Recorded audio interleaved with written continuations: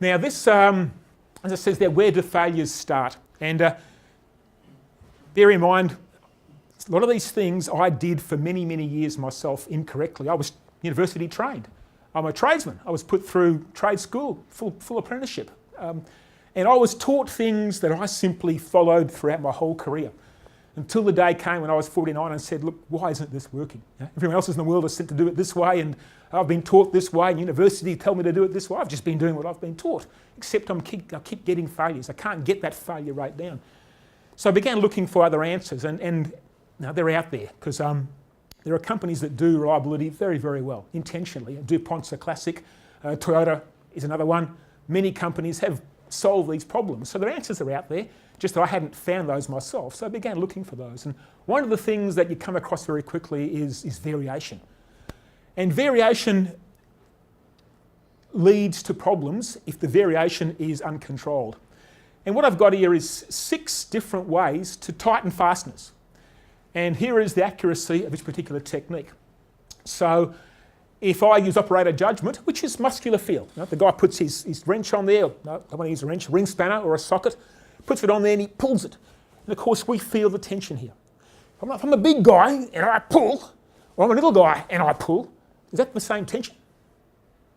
Can't be. Yet we're both going to say from our muscular tension that, oh look, she's sweet. No, that is right. Boss, that is spot on, no troubles at all. But the big guy and the little guy can't be the same. So the process we've chosen of doing it with our muscles has huge variation, plus minus 35%. The small guy and the big guy will swear black and blue they've got it right. Because the muscles tell them it's right, except they can't be right, it can't be the same. So the choice of my process defines the outcomes. In this case, if I have muscular feel, I must also accept, as part of that choice, there'll be broken fasteners and loose fasteners. And that will be the outcome always from that choice. It's a natural state of that process. So I say, too much variation, let me go to a torque wrench. Plus minus 25%. Better, but not fantastic. You can improve that if you do the right torque wrenching techniques, and there's particular methodologies to use to get that down to plus minus 15%. But you've got to do it a particular way and follow that way every single time. But nonetheless, if you have a torque wrench as your preferred way, then you will have occasionally snapped fasteners and loose fasteners, even though you're using a torque wrench. Then we go to turn of nut. Turn of nut is a technique where they pull the fastener up tight, as they call it, snug tight, then mark. They then mark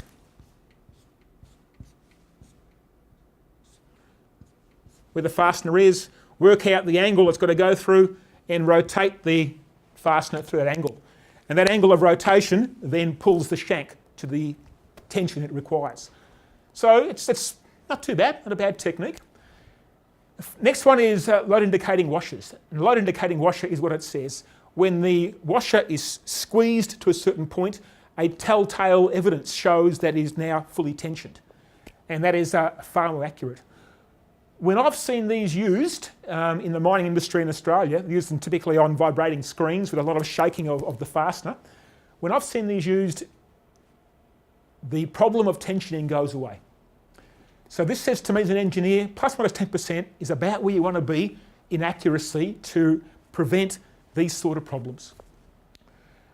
Further on down, we have fastener elongation. So the actual shank, as I tighten up the bolt or the nut, the shank actually grows. And I can measure that growth, and that growth represents the tension in the shank, and that is a very accurate process. So things like hydraulic nut tensioning would fit in this situation here. So we actually either micrometer the shaft, the shank, or these days ultrasonics. They shoot ultrasonics down, it'll bounce off the bottom, come back with a value of the length of that shank.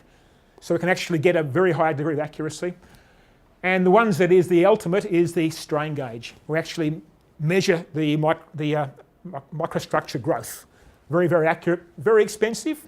Typically used, I guess, in space, in outer space equipment, and deep sea, where things go wrong, can't afford to go wrong down deep sea because it's so expensive to go and repair them.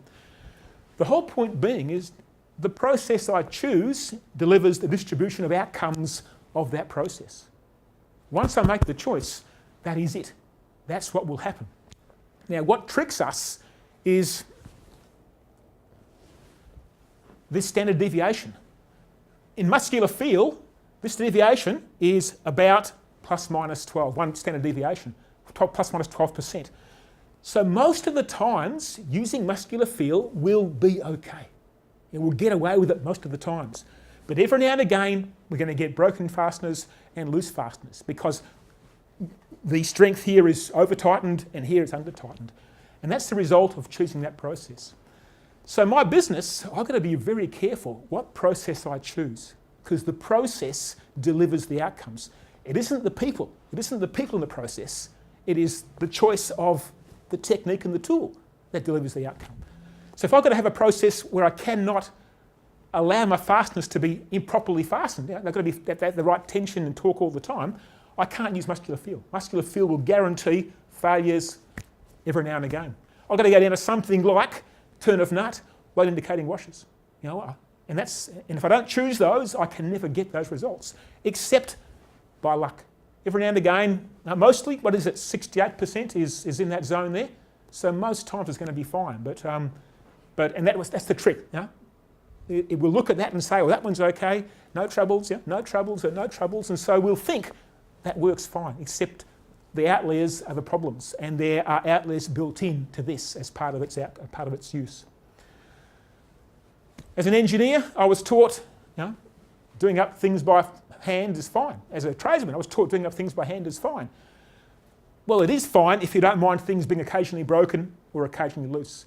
Now, if you can't afford that risk in your company, you cannot afford this to happen every now and again, then you've got to change your process. If you can afford these situations to occur every now and again, then leave it as it is. Don't mind things coming loose because it's no big deal. But if it is a big deal, this comes loose and something breaks and it's down for a couple of days or a couple of months, then you can't use this process because you can't control it. And that's the bit that took me a long time to understand. It's a process issue. It isn't a people issue. If the people don't know these techniques, then I've got to teach them. But once they know the techniques, now I have a control. They know what they're doing and we can put protection into how they use those.